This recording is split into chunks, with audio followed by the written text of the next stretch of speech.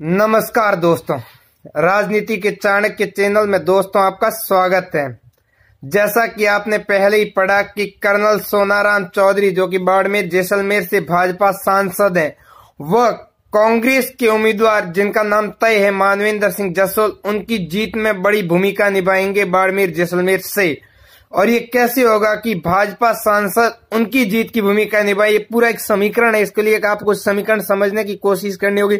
पूरी चर्चा करें उससे पहले मैं दोस्तों अनुरोध करूंगा कि अगर आपने अभी तक हमारे चैनल को सब्सक्राइब नहीं किया दोस्तों सब्सक्राइब कर लीजिए, क्योंकि राजनीति में होने वाला हर घटनाक्रम सबसे पहले हम आप तक पहुंचाते रहेंगे और सही और सत्य और सटीक जानकारी भी आप तक पहुंचाएंगे। तो दोस्तों हम बात कर रहे थे कि कैसे कर्नल सोनाराम चौधरी जीत की बड़ी भूमिका निभाएंगे मानवेंद्र सिंह जसोल के। तो मैं आपको यह बता दूं कि कर्नल सोनाराम चौधरी का इस बार टिकट थोड़ा मुश्किल में लग रहा है। बीजेपी कयास ये लगा रही है कि कर्नल सोनाराम चौधरी की जगह किसी दूसरे जाट नेता पर दांव खेला जाए।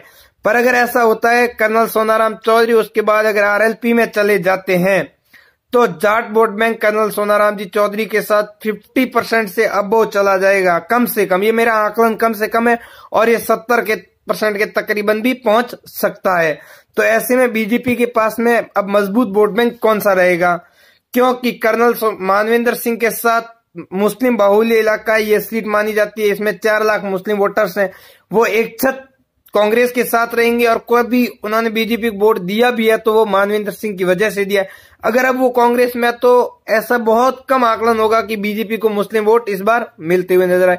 उसके बाद हम SC ST, यह भी कांग्रेस का परंपरागत वोट माना जाता है। आपको यह बता दूं कि गत लोकसभा चुनाव में कांग्रेस उम्मीदवार हरीश चौधरी को जो वोट बैंक मिला था 2,80,000, उसमें का ये जरा एक 80% वोटिंग SC ST समुदाय की ही थी, क्योंकि उन्हें कांग्रेस का परंपरागत वोट बैंक माना जाता है। अगर वो कांग्रेस के साथ है और राजपूत कैंडिडेट जो कि स्वाभिमान की जगह एक लहर चली है राजस्थान में और उसका कहे तो शुरुआत बाड़मेर जैसलमेर से ही हुई है, तो यहां पर राजपूत कौम भी 80% के तकरीबन या थोड़ा बहुत कहें तो 70% मानवेंद्र सिंह के साथ नजर आ रहा है।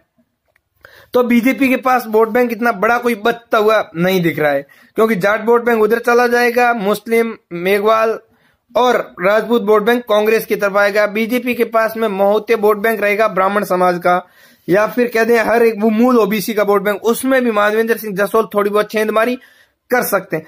अब बात करें अगर बीजेपी कर्नल सोनाराम चौधरी को टिकट देती है तो क्या होगा। अगर कर्नल सोनाराम चौधरी को बीजेपी टिकट देती है तो यह कहा जाए कि राजपूत जो हम बात कर रहे थे कि 70% कांग्रेस के साथ थे, वो एकदम से पासा पलट जाएगा और वो आंकड़ा 90 के तकरीबन पहुंच जाएगा। और जो मूल ओबीसी है जिसमें एक अदर काम की बात करें, वो भी थोड़ा बहुत इस बार कर्नल सोनाराम चौधरी से नाराज बताया जा रहा है। और इसका हमने यह भी देखा कि विधानसभा में जिस तरीके से 33,000 वोटों से कर्नल सोनाराम चौधरी की हार हुई है, उससे साफ संकेत जा रहा है कि गत लोकसभा चुनाव लड़ना कर्नल सोनाराम चौधरी के लिए काफी वो गलत संदेश चला गया है। एक जाति विशेष के नाम पर काफी कुछ हुआ था इस बाड़मेर में। ऐसे में अब देखना यही है कि क्या कर रही है बीजेपी, क्योंकि बीजेपी कर्नल सोनाराम चौधरी को टिकट देती है तो मूल ओबीसी और ब्राह्मण समाज का वोट भी खिसकने का पूरा डर रहेगा, और नहीं देती है तो जाट वोट बैंक चला जाएगा। अब बीजेपी के बाद कोई ऑप्शन नहीं है, एकमात्र ये ऑप्शन बचा है कि बीजेपी किसी SC ST समुदाय के व्यक्ति पर दांव खेल सकती है। ये हमारा आकलन कह रहा है, आने वाला समय बताएगा कि क्या होता है। उसमें भी बीजेपी का ज्यादा पलड़ा मजबूत तो नजर नहीं आ रहा है। अब होता क्या है ये तो आने वाला समय ही बताएगा। दोस्तों इस वीडियो को लाइक करिए, शेयर करिए, धन्यवाद।